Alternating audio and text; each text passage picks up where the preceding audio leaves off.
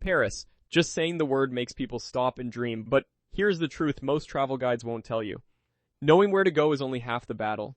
Knowing how to actually experience it without the crowds eating your soul and the scammers ruining your morning is what separates a good trip from an unforgettable one.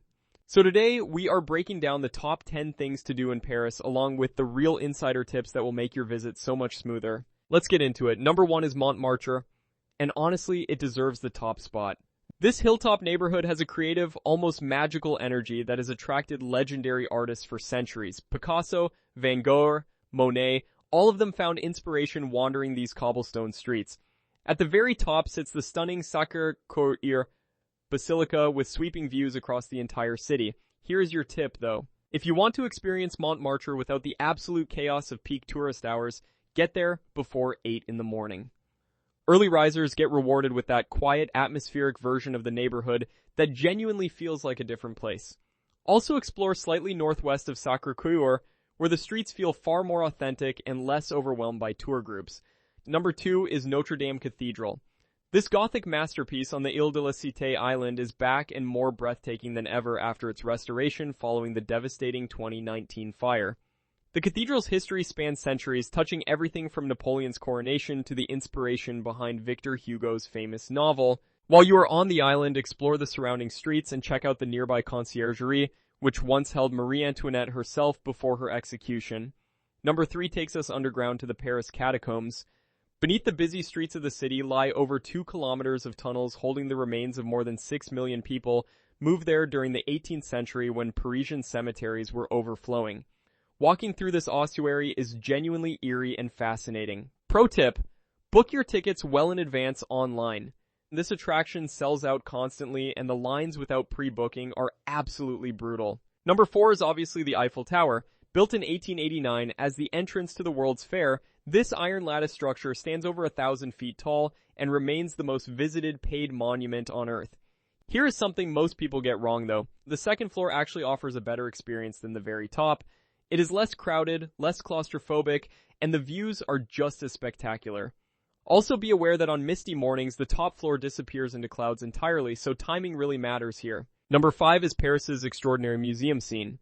With over 100 museums across the city, you could spend weeks here just museum hopping. The Louvre is the obvious starting point as the world's largest art museum and home to the Mona Lisa. But do not sleep on the Musée d'Orsay, a breathtaking former railway station housing the world's greatest collection of Impressionist masterpieces. Les Invalides connects you to Napoleon's tomb and French military history, while the Pompidou Center houses Europe's largest modern art museum. Tip here is to pre-book every single ticket online. Walk-up queues at these places can genuinely swallow hours of your day. Number 6 is the Champs-Élysées and the Arc de Triomphe. This iconic white 2-mile boulevard lined with luxury shops and grand cafes is one of the most recognizable streets anywhere in the world. It hosts the Bastille Day military parade each July and serves as the famous finish line of the Tour de France. Walk it all the way to the Arc de Triomphe, commissioned by Napoleon in 1806, where beneath the arch you will find the moving tomb of the unknown soldier. Number 7 is Paris's remarkable parks and gardens. The city is absolutely full of gorgeous green spaces that give you a real window into how Parisians actually live. Tuileries Garden sits right next to the Louvre and is perfect for a midday break. Luxembourg Gardens to the south offer a more residential neighborhood vibe.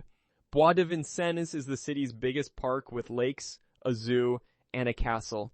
Tip: the neighborhood just north of Luxembourg Gardens is one of the most underrated areas in Paris with incredible cafes and restaurants filled with actual locals.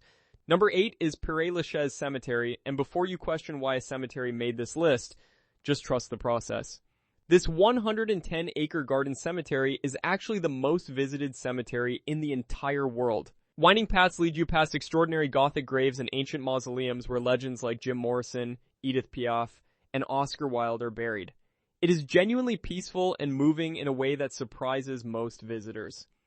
Number 9 is La Défense. If you want to see Paris through a completely different lens, head to Europe's largest business district just outside the city center.